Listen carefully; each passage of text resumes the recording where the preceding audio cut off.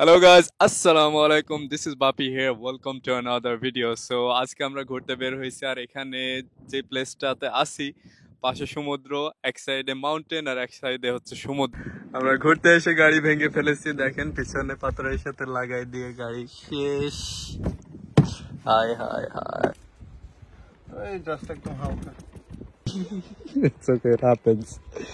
Even though শুরুতেই আমাদের মনটা খারাপ হয়ে গেল, মনটা ভেঙে গেল, তারপর আমরা মনে বুঝতেলাম যে লাইফে এগুলো হয়। আমার আয়ারল্যান্ডে আমি ছোটকাল থেকে ইভেন দো বড় হয়েছি, মানে আমি কখনো জানতাম না যে আমার বাসা থেকে 1 ঘন্টা দূরে এত সুন্দর একটি মনোমুগ্ধ পরিবেশের একটি জায়গা আছে। সো এই প্লেসটার নাম হচ্ছে ফানোর বিচ, আর এটা অনেক হিস্টোরিক একটা প্লেস। সো এই জায়গাতে 6000 বছর আগে এখানে হান্টার্স গ্যাদার্সদের বসবাস ছিল, আর তাদের হিস্টোরিক মার্কস গুলো এখন পর্যন্ত দেখা যায় এই কোস্টাল বিচের পাশে। যাই হোক, এখনকার মডার্ন ইরাতে এই জায়গাটা এখন বিচ হিসাবে ইউজ করা হয়, আর এই বিচটা অ্যাকচুয়ালি অনেক অনেক সুন্দর। I took this lovely opportunity এখানে শুয়ে থেকে এখানকার সানসেটটা উপভোগ করতেছিলাম, and it was beautiful. এই বিচে থেকে আপনি যখন উপরে হেঁটে যাবেন, আপনার ফিল হবে যেন আকাশটা মাটির সাথে শুয়ে যাচ্ছে। আপনাদের একটা ইন্টারেস্টিং একটা জিনিস দেখায়, এটা হচ্ছে ইনফরমেশন বোর্ড। এখানে আপনি সব রকম ইনফরমেশন পাইবেন। এটা হচ্ছে আউটডোর শাওয়ার। সুন্দর এই বিচে সুইম করার পরে এখানে মানুষ উপরে উঠে শাওয়ার নিয়ে নিজেদের ক্লিন করে নেয়। গাইজ, আপনারা কি কখনো হ্যারি পটার বা গেম অফ থ্রোনস এই শোটা দেখছেন? কারণ আমরা নেক্সট ডেস্টিনেশনে যেখানে আপনাদেরকে নিয়ে যাব, এই জায়গাতে শুট করা হয়েছিল Harry Potter and game of Thrones.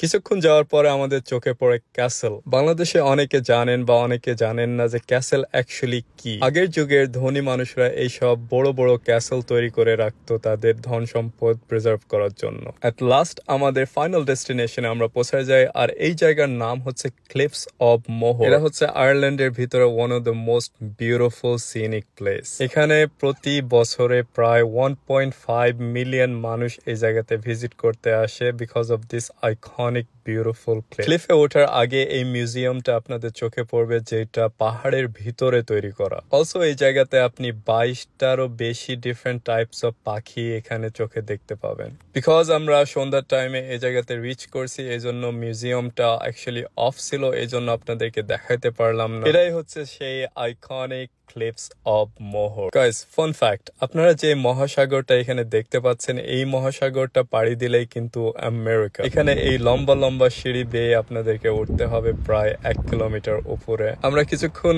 ওঠার পরে আমরা এখানে হাঁপাই যাই, সো কিছুক্ষণ থেমে আমরা ভিডিওস অ্যান্ড ফটোস তুলি।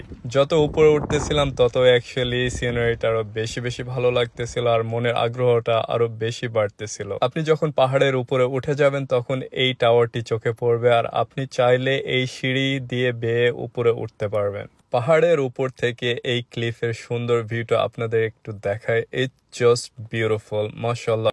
আপনারা যদি কখনো আয়ারল্যান্ডে ভিজিট করেন, আমি হাইলি রেকমেন্ড করব যে আপনারা ক্লিফস অফ মোহর অবশ্যই ঘুরে যাবেন। So that's it for today. আশা করি আপনাদের ভিডিওটা ভালো লাগছে। আপনারা ভালো থাকবেন, সুস্থ থাকবেন। আসসালামু আলাইকুম।